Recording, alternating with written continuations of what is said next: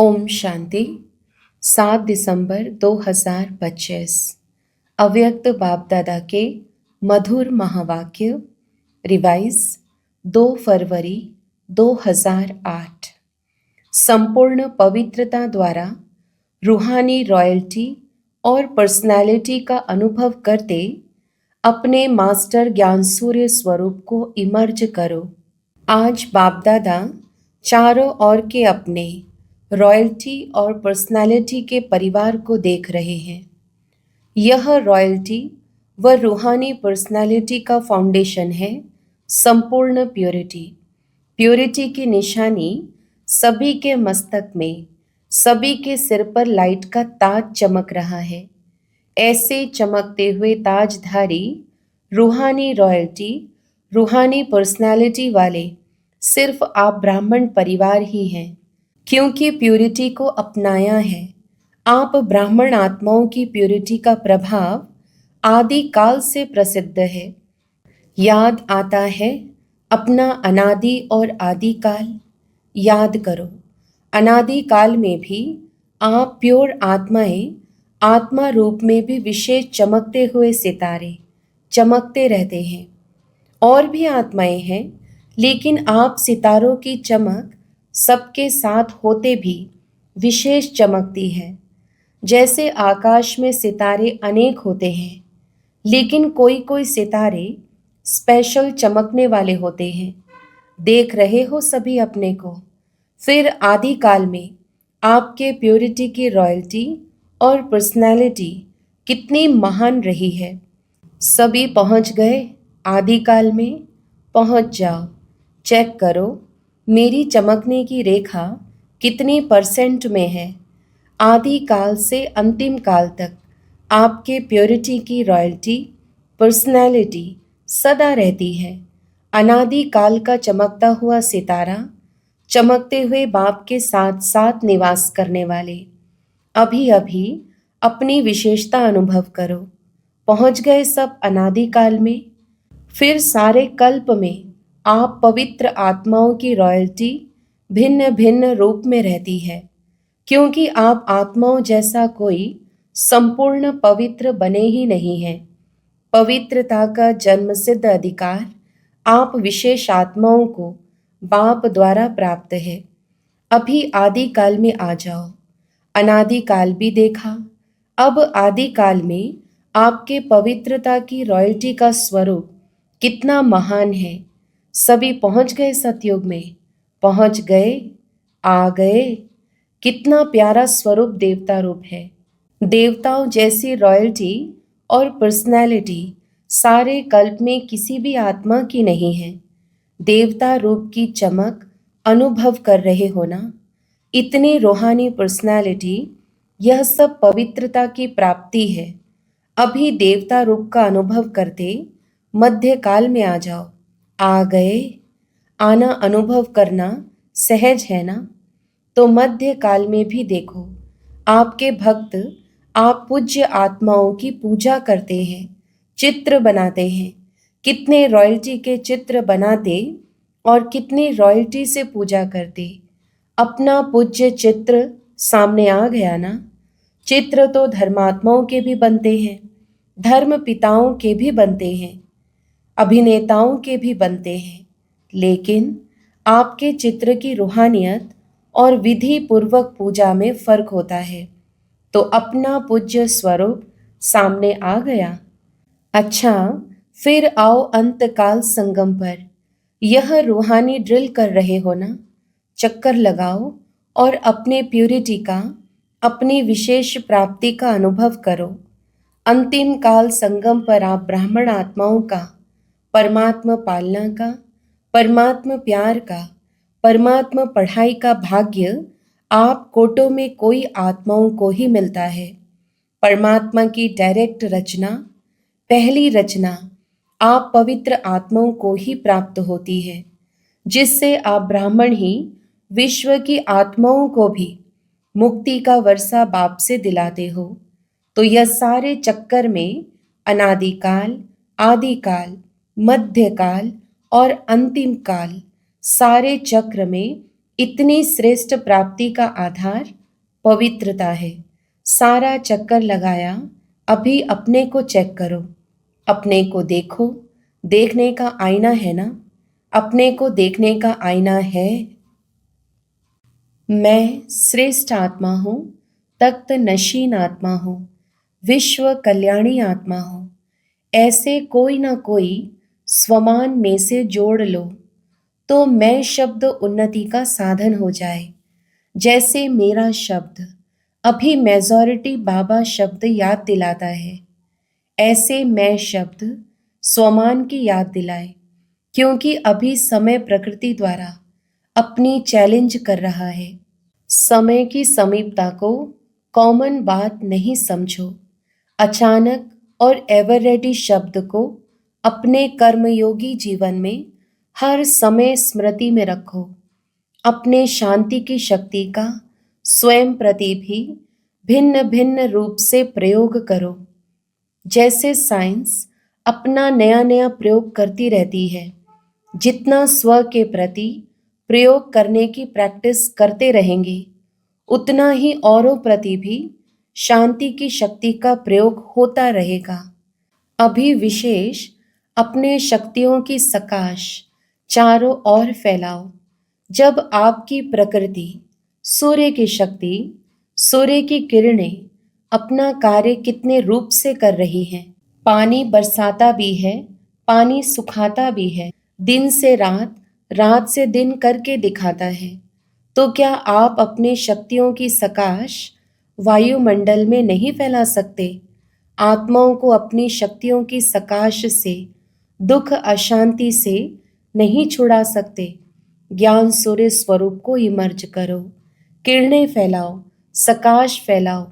जैसे स्थापना के आदि काल में बाप दादा की तरफ से अनेक आत्माओं को सुख शांति की सकाश मिलने का घर बैठे अनुभव हुआ, संकल्प मिला, जाओ।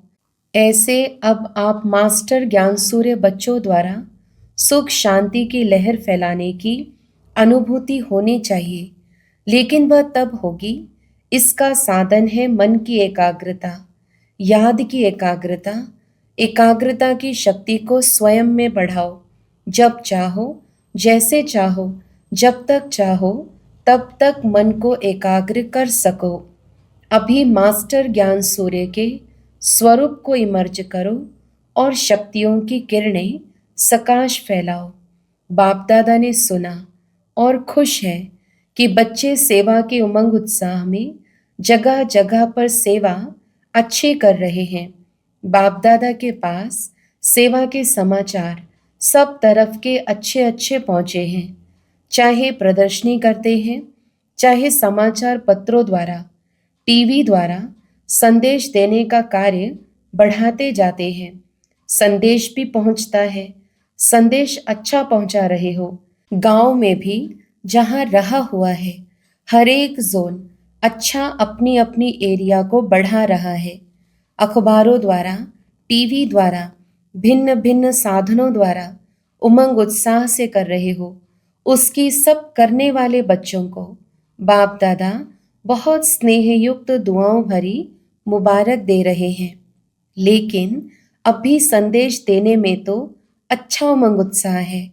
और चारों ओर ब्रह्मा कुमारीज क्या है, बहुत अच्छा शक्तिशाली कार्य कर रहे हैं। यह भी आवाज़ अच्छा फैल रहा है और बढ़ता जा रहा है। लेकिन सुनाए क्या? सुनाए लेकिन ब्रह्मा कुमारियों का बाबा कितना अच्छा है, वह आवाज़ अभी बढ़ना चाहिए।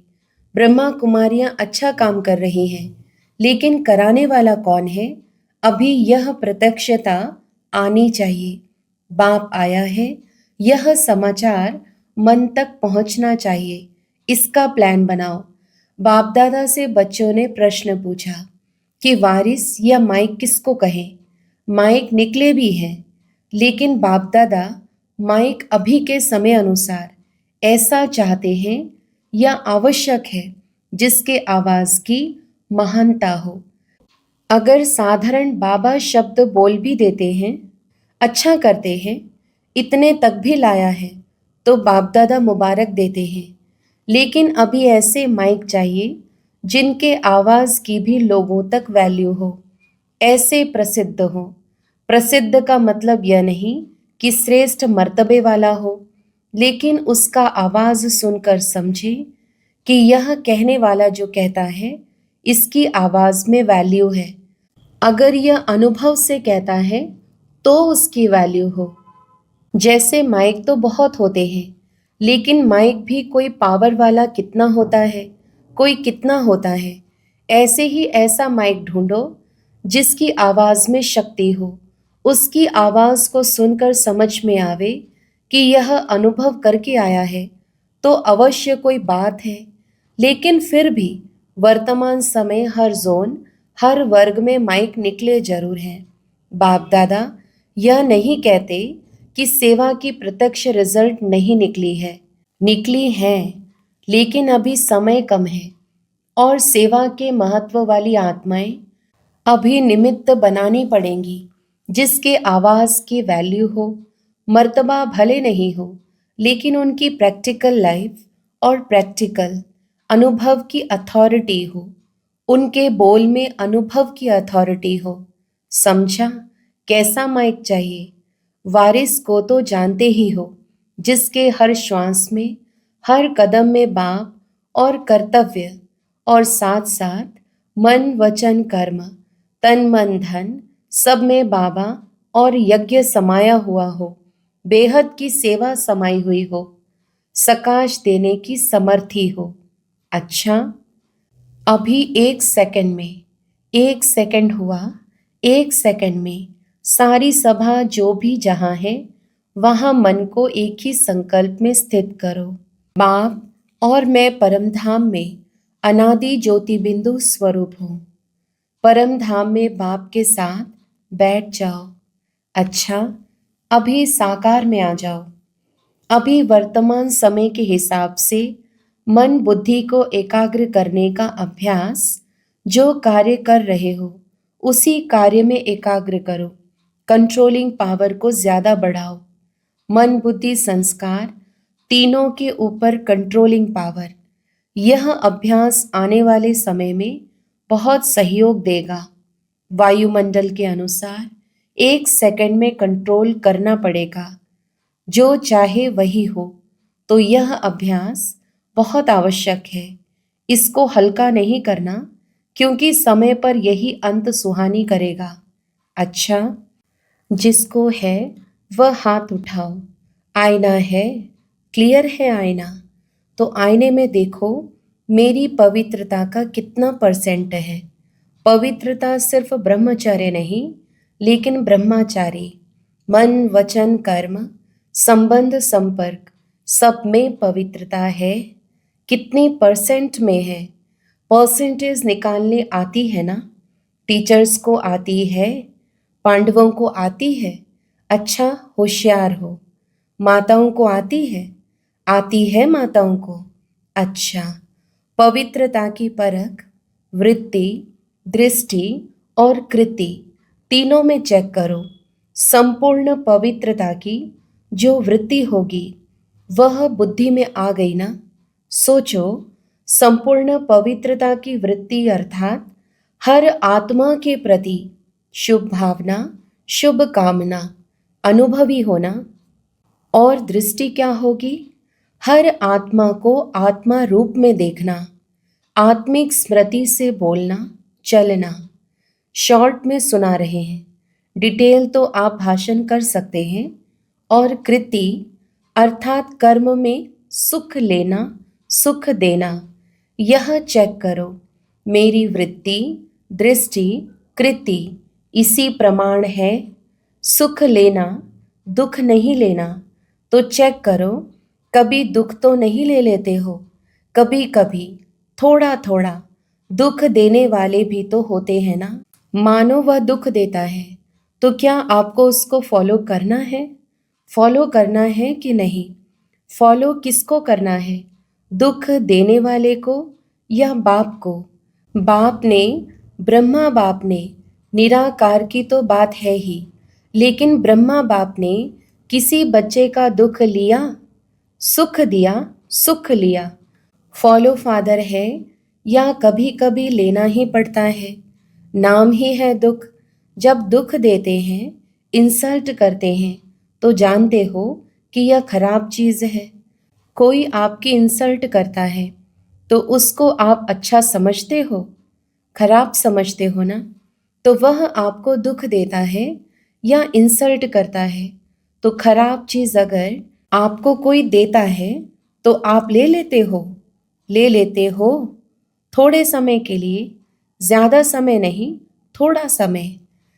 खराब चीज़ लेनी होती है तो दुख या इंसल्ट लेते क्यों हो, अर्थात मन में फीलिंग के रूप में रखते क्यों हो?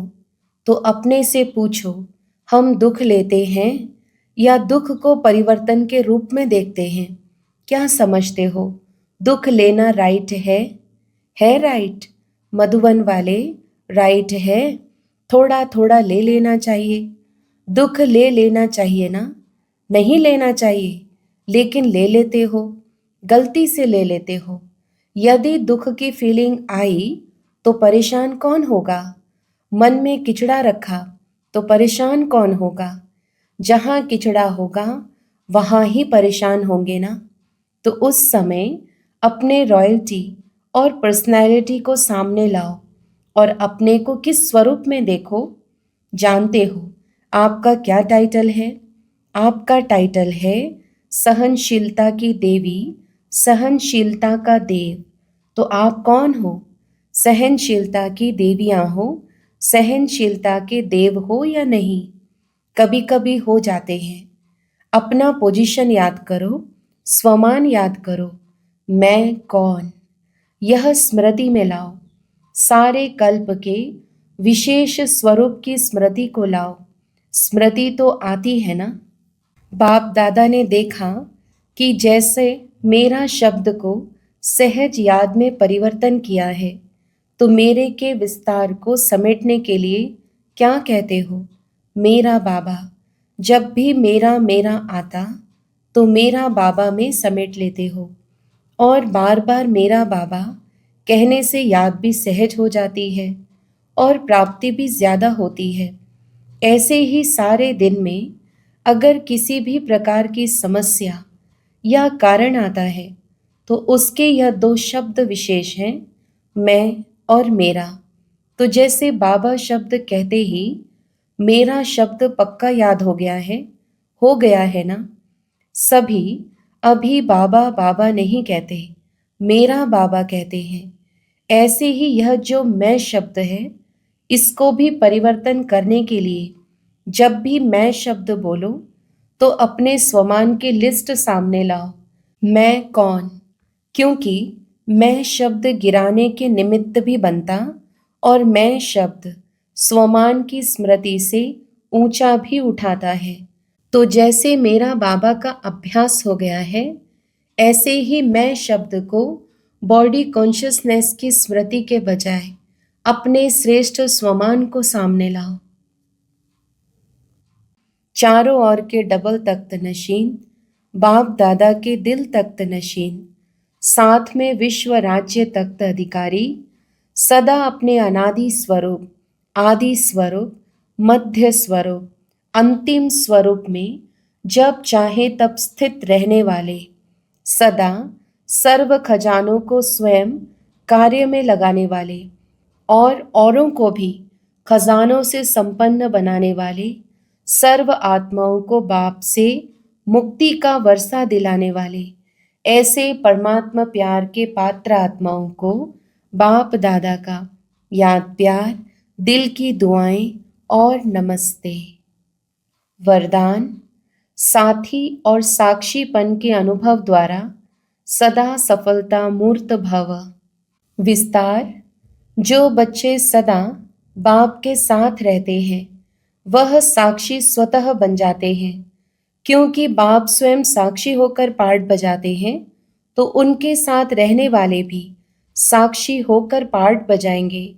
और जिनका साथी स्वयं सर्वशक्तिमान बाप है, वे सफलता मूर्त भी स्वतः बन ही जाते हैं। भक्ति मार्ग में तो पुकारते हैं, कि थोड़े समय के साथी का अनुभव करा दो, झलक दिखा दो, लेकिन आप सर्व संबंधों से साथी हो गए, तो इसी खुशी और नशे में रहो कि पाना था सो पा लिया। स्लोगन: व्यर्थ संकल्पों की निशानी है मन उदास और खुशी गायब। अव्यक्त इशारे: अब संपन्न व कर्मातीत बनने की धुन लगाओ। बहुत काल अचल अडोल, निर्विघ्न, निर्बंधन, निर्विकल्प, निर्विकर्म अर्थात निराकारी, निर्विकारी और निरहंकारी स्थिति में रहो, तब कर्मातीत बन सकेंगे। सेवा का विस्तार भल कितना भी बढ़ाओ, लेकिन विस्तार में जाते सार की स्थिति का अभ्यास कम ना हो। विस्तार में सार भूल ना जाए। खाओ पियो, सेवा करो, लेकिन न्यारेपन को नहीं भूलो। अच्छा, ओम शांति।